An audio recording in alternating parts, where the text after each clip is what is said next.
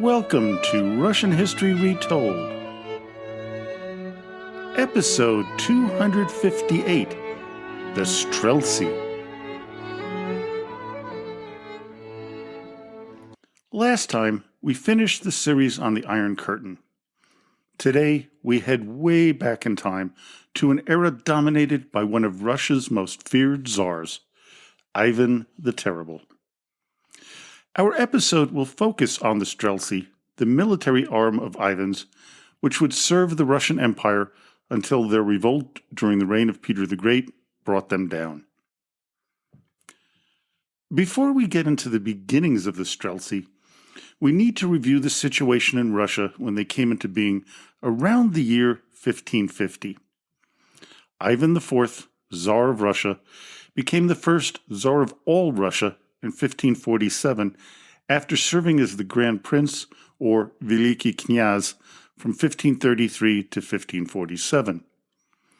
He was in the midst of consolidating his power, laying his eyes on the boyars who had mistreated him during his childhood. Therefore, Ivan needed a fighting force who would be utterly loyal to him. The Great Fire of 1547 ravaged the city of Moscow, killing an estimated 3,700 people and leaving over 80,000 homeless. However, instead of blaming the newly crowned Tsar, the people laid the blame at the feet of Ivan's maternal relatives, the Glinskys. Some of his uncles were murdered by the angry mob, but Ivan refused to turn over his grandmother, whom some had accused of being a witch. As the Glinskys were advisors to Ivan, you might think their disposal would have weakened his position. Actually, quite the opposite occurred.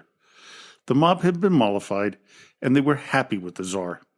He would begin to reform laws, many of which favored the boyar class to the detriment of the middle class. This reform package was known as the Sudebnik of 1550, preceded by the Tsar's grandfather, Ivan the Great's Sudebnik of 1497. The Sudebnik of 1550 liquidated the boyars' judicial privileges and strengthened the role of the state judicial bodies. This would begin the creation of a massive bureaucracy that would continue to bloat throughout the Tsarist rule. Even though the Bolsheviks would condemn the bureaucracy of the Tsar, they would replace it with an even bigger one. Even today, this is a significant problem in Russia. It leads to pervasive corruption, which is one of the issues facing the Russian military in their invasion of Ukraine. So much money has been stolen over the years by those in the military bureaucracy that their vaulted army is a shell of what we thought of them before the outbreak of the war. And it all started in 1550. The Sudebnik also provided for the active participation of the elective representatives of local communities in legal proceedings. The arrests of suspects could be made only with the consent of the local community. The representative of a community, a dayak, participated in judicial office work. Town and rural communities had the right to self-management and the distribution of taxes. The Sudebnik confirmed the right of peasants to leave their feudal lords. The law defined that the peasant had the right to leave the landowner after paying two fixed fees.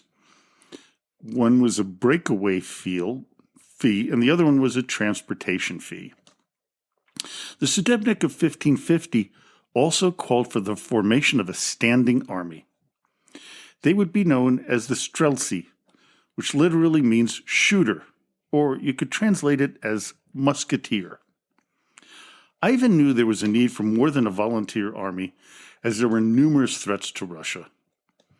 The remnants of the Mongol hordes in Kazan, Astrakhan, and Crimea were the most dangerous.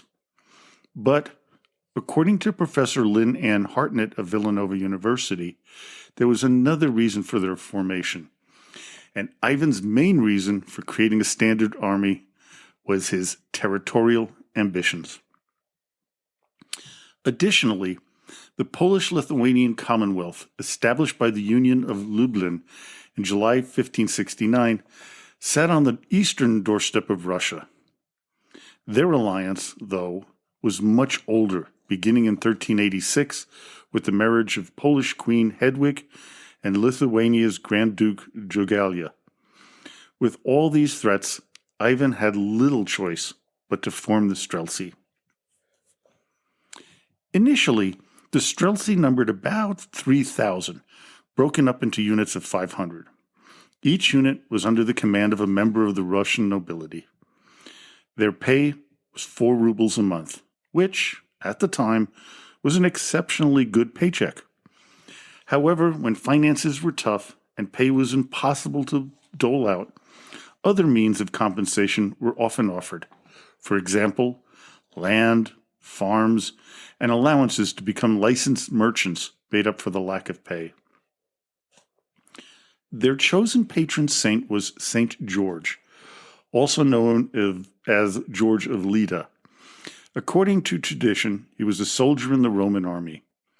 St. George was of Cappadocian Greek origin and is a member of the Praetorian Guard for Roman Emperor Diocletian. He was sentenced to death for refusing to recant his Christian faith. Once chosen to join, the position in the Streltsy became hereditary. This, along with the fact that they were not subject to taxation, made being a member of the Streltsy a highly desirable position. This, of course, would lead to problems in the future that I will get into shortly. The Streltsy was actually more than a fighting force. The Moscow contingent was also the personal bodyguard for the Tsar. In addition, they would also serve as guards of the Kremlin itself. Other duties included general guard duty during military operations, border patrol and control, policing, and fire brigade functions. Their operations were controlled by the Streltsy Department, which was one of the most critical government agencies in the 16th and 17th centuries. The average Streltsy had similar uniforms, training, and weapons. Uniforms consisted of red, blue, or green coats with orange boots. Their primary weapon was an arquebus or musket, and they carried poleaxes or bardishes and sabers for defense. And some units used pikes. The musket was the primary weapon, with the others being used in support. In the 16th century, the Streltsy were considered an elite fighting machine. But as time wore on, they became too settled in their habits as they refused to modernize. One of the first military operations that the Streltsy participated in was the Siege of Kazan in 1552. Ivan led a force of 150,000 to the city to rid themselves of this threat. While they had little to do with destruction of the walled city, the Streltsy were crucial in protecting the sappers, engineers, and artillerymen from attack. In addition, 10,000 Nogay horsemen were led by the Khan of Kazan, Yadigar Muhammad. The cavalry had bases in forests north and east of Kazan. While we have no direct evidence that when the walls of Kazan fell, the Streltsy entered the city, it is highly likely that they were in on the massacre of Kazan Tatars and the destruction of almost all Tatar buildings, including mosques. They were also probably involved in the mop-up operations, as there was a considerable number of resistance fighters in the surrounding forest. After the destruction of the Kazan Khanate, the next object of Ivan's forces was Astrakhan. The successful siege in 1556 would precipitate the first of 12 Russo-Turkish/Ottoman wars that would end in 1918 with the conclusion of World War I. The Streltsy participated in this first battle and would also help out when the first war between the two enemies began in 1568, with Ottoman Sultan Selim II attacking the fortress of Astrakhan in order to displace the Russian forces. It would be a complete disaster for both sides. The Ottoman fleet sent into the city at the northwestern tip of the Caspian Sea would be destroyed in a storm. The Russians would also suffer untold casualties, but would hold on to the fortress. The Streltsy were a vital fighting force during the campaigns against the remnants of the Golden Horde, but that would soon come to an end. While they were supposed to receive pay in the aforementioned amount of 4 rubles, oftentimes the government was short on cash. Therefore, their fighting effectiveness and willingness was compromised by giving them land and allowing them to become merchants. As anyone would, they didn't want to leave their land or business, as this is how they made a living. By 1600, the number of Streltsy grew to about 25,000, with many stationed in the area of Moscow, near what is now the main campus of Moscow State University. By 1681, their numbers ballooned to well over 55,000, with 22,000 in the Moscow region alone. But with all the growth in numbers came a more significant threat to the czars and boyar class.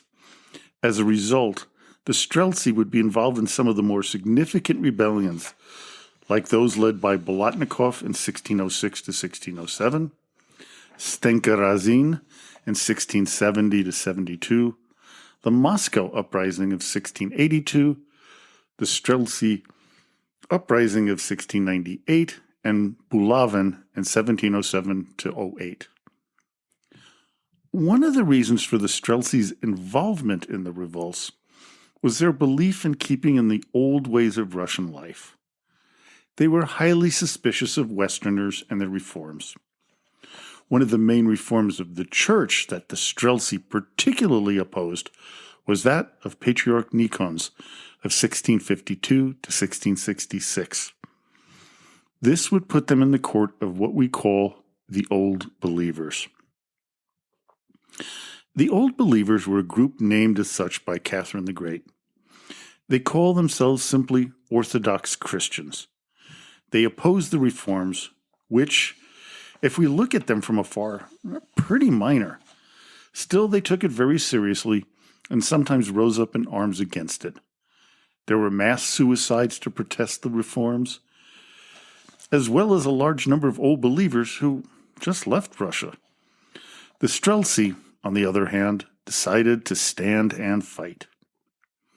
The first revolt we hear of that involved members of the Streltsy was one led by Ivan Bolotnikov during the time of troubles. This period, beginning in 1598 with the death of Fyodor I, would last until 1613 with the ascension of Michael Romanov. There were famines and hard times across all parts of Russian society. The Streltsy were not only angered by the reforms of Nikon, but they were also hurting economically and socially as well. However, their involvement in the Bolotnikov rebellion was minor, as they eventually turned against them and then aided the Tsar Shuisky-led government. This would change with the revolt led by Stenka Razin. By this time, the chance that the Streltsy were paid what they were due was erratic and less than expected. As Razin's revolt began to gain steam, the number of the ranks of the Streltsy that joined in the revolution increased. Initially sent out to quell the rebellion, many simply refused to engage their enemy. Instead, many either walked away or added themselves to Razin's army. One incident, when the town of Yatsk was surrounded by Razin's men in July of 1667, showed the cruel side of Stenka. 500 Streltsy were guarding the city, but through a simple ruse, the rebels were able to enter the town unopposed. The commander of the forces and 170 troops who refused to join Razin were slaughtered. Only some Streltsy would abandon their jobs. The Muscovite contingent helped to quell the rebellion. On one occasion, the Moscow Streltsy were sent to Tsaritsyn to support the local governor who was under attack. While initially gaining ground against the rebels, they were eventually defeated with only 400 surviving. Those who would not join Razin would be forced to serve as oarsmen, chained together to avoid escape. Because of their involvement in the Moscow riots of 1662, the Streltsy in the south near Chenya Yar and Astrakhan had been sent there, which they were angered by. As a result, when Razin's army approached Chernihiv, the local Streltsy mutinied, killing the officers and opening the gates of the fortress. This would occur again in Astrakhan, with the Streltsy garrison joining the rebel forces. Eventually, as we know, Razin's rebellion would be brutally crushed, and many of the Streltsy who joined in executed. It would affect their trustworthiness, especially by the future Tsar, Peter the Great. The beginning of the end of the Streltsy began with the infamous Moscow uprising of 1682. Tsar Fyodor III died in April of that year. The Narishkin brothers of Tsarina Natalia Narishkina persuaded the patriarch to proclaim her 10-year-old son Peter as the new Tsar of Russia. The Miloslavskis, which comprised the relatives of the late Tsarina Maria Miloslavskaya, spread rumors that the Narishkins had strangled Maria's son, Peter's elder half-brother Ivan, in the Moscow Kremlin. Many of the Moscow Streltsy at the time grew angry with their commanders. They were also disenchanted with the reforms of Tsar Alexei, which were furthered under Fyodor. The Miloslavskis made themselves out to be more in tune with the Streltsy, whether that was true or not. On May 11, 1682, the Streltsy took over the Kremlin and lynched the leading boyars and military commanders who they suspected of corruption. Arteman Mateev, Mikhail Dolgorukov, and Grigory Romandanovsky. Then, just 6 days later, they returned and brutally murdered Peter's two uncles, Kirill and Ivan, in front of the 10-year-old boy. It was an event that would be burned into the future Tsar's brain. The Streltsy forced the government to appoint Peter's half-brother Ivan to be co-ruler under the guidance of Sofia Alexievna, the daughter of the late Tsar Alexei and of his first wife, Maria Miloslavskaya. She would now have the power to rule Russia through the two young boys. Things didn't go smoothly for Sofia, though, as in the fall of 1682, the Streltsy revolted again, asking for a total reversal of the reforms of Patriarch Nikon. One of Sofia's backers led the rebellion, Prince Ivan Andreevich Khovansky. He and the men who supported him were crushed by regular army units led by Fyodor Shaklovity. The subsequent rebellion of the Streltsy is known as the Uprising of 1698. It occurred during Peter the Great's Grand Embassy. While in Vienna, meeting with the Holy Roman Emperor Leopold I, the Tsar got the news that the Streltsy were in open rebellion. Before he could make it back to Moscow, it was crushed, with all of the mutineers imprisoned. Peter ordered 4 regiments, amounting to 4,000 men and a cavalry unit, under the command of Alexei Shin and Patrick Gordon, to attack the Streltsy.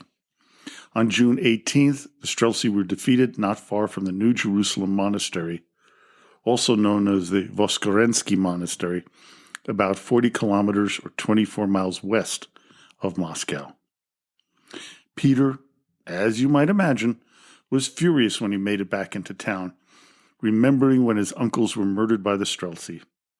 He would personally become involved in the investigation, torture, and eventual execution over 1,100 members of the Streltsy.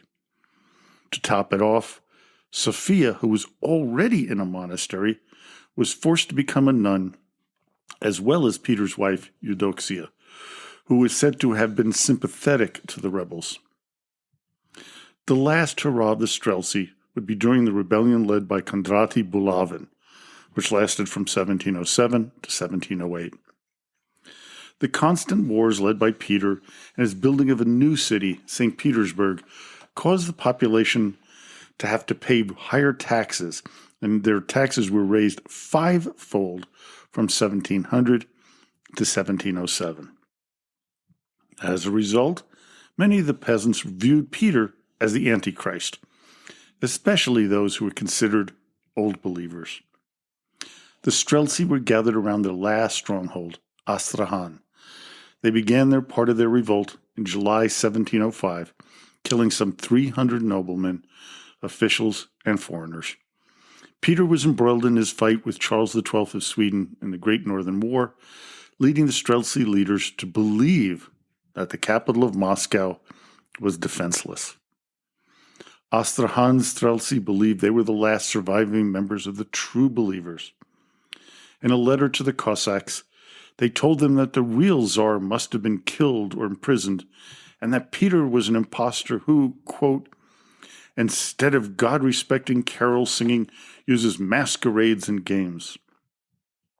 This was likely a reference to Peter's all-drunken assembly. They further wrote, quote, we stood up in Astrahan for the Christian faith and against shaving and German dress and tobacco, and because we believe we and our wives and children were not admitted into God's church in old Russian dress. The fight between the rebel forces of Bulavin and Peter's army lasted 2 years.